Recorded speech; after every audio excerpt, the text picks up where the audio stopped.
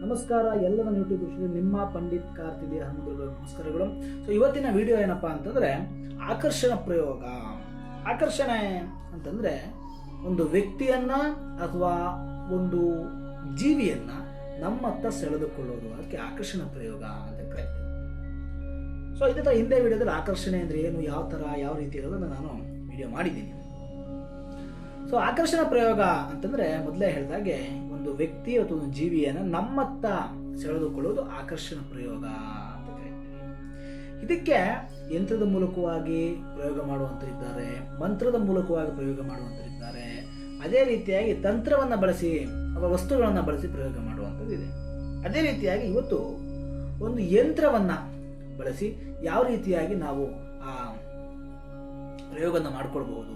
ಯಾರೋ ಒಬ್ಬರ ಮಧ್ಯೆ ನಮ್ಗೆ ಜಗಳ ಆಗಿರುತ್ತೆ, ಯಾರೋ ಒಬ್ಬರು ಸ್ನೇಹಿತರು ನಮ್ದು ಜಗಳ ಆಡ್ಕೊಂಡಿರ್ತಾರೆ, ಅಥವಾ ಯಾವುದೋ ಒಂದು ವ್ಯವಹಾರದಲ್ಲಿ ನಮಗೆ ಒಂದು ವೈಮನಸ್ಯ ಬಂದಿರುತ್ತೆ. ಸೊ ಆ ವ್ಯಕ್ತಿಯನ್ನ ನಮ್ಮತ್ತ ಆಕರ್ಷಣೆ ಮಾಡುವಂಥದ್ದು ಇರ್ಬೋದು, ಅಥವಾ ಯಾವುದೋ ಒಂದು ವ್ಯವಹಾರದಲ್ಲಿ ಆ ವ್ಯವಹಾರ ಸ್ವಲ್ಪ ಹದಗೆಟ್ಟು ಅವರು ನಮ್ಮ ವ್ಯವಹಾರ ಬಿಟ್ಟು ಹೋಗಿರ್ತಾರೆ.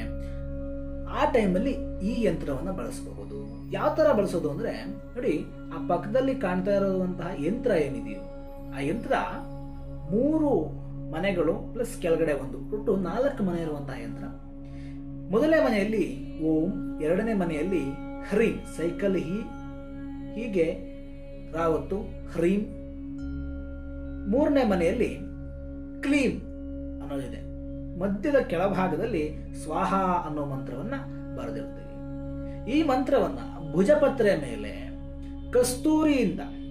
ಗೋರೋಜನವನ್ನ ಕಸ್ತೂರಿ ಅಲ್ಲ ಗೋರೋಜನವನ್ನು ಬಳಸಿ ಗೋರೋಜನದಿಂದ ಆ ಯಂತ್ರವನ್ನ ಭುಜಪತ್ರೆ ಮೇಲೆ ಬರೀಬೇಕು.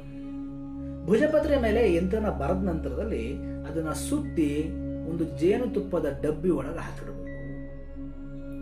ಈ ಯಂತ್ರವನ್ನ ಭುಜಪತ್ರೆ ಮೇಲೆ ಬರೀಬೇಕು, ಗೋರೋಜನದಿಂದ ಬರೀಬೇಕು. ಬರೆದು ಒಂದು ಜೇನುತುಪ್ಪದ ಡಬ್ಬಿಗೆ ಯಂತ್ರವನ್ನ ಹಾಕಿ ತಾವು ಆರಾಧನೆ ಮಾಡುವಂತಹ ದೈವದ ಸ್ಥಳದಲ್ಲಿ ಇಡೋದ್ರಿಂದ ಒಳ್ಳೆಯ ಫಲವನ್ನ ಇದು ಕೊಡುತ್ತೆ. ಇದು ಯಾವುದೇ ರೀತಿಯಾದ ವೈಯಕ್ತಿಕ ದ್ವೇಷಗಳಿಗೋ ಅಥವಾ ಇನ್ಯಾವುದೋ ಕೆಟ್ಟ ಆಚಾರಕ್ಕೋ ಕೆಟ್ಟ ವಿಚಾರಕ್ಕೋ ಅಥವಾ ಅನಗತ್ಯ ವಿಚಾರಗಳಿಗೋ ಇದನ್ನ ಮಾಡಿದ್ರೆ ಖಂಡಿತವಾಗ್ಲೂ ಇದು ಪ್ರಯೋಜನಕ್ಕೆ ಬರೋದಿಲ್ಲ. ಯಾವ್ದಾದ್ರು ಒಳ್ಳೆ ಕೆಲಸಕ್ಕೆ ಇದನ್ನು ಬಳಸಿದಾಗ ಖಂಡಿತವಾಗ್ಲೂ ಒಳ್ಳೆ ಉದ್ದೇಶವನ್ನು ಇಟ್ಕೊಂಡು ಇದನ್ನು ಮಾಡಿದಾಗ ಖಂಡಿತವಾಗ್ಲೂ ಇದು ಕೆಲಸ ಮಾಡುತ್ತೆ. ಇದು ಆಕರ್ಷಣ ಪ್ರಯೋಗದ ಒಂದು ತಂತ್ರ. ನಮಸ್ಕಾರ.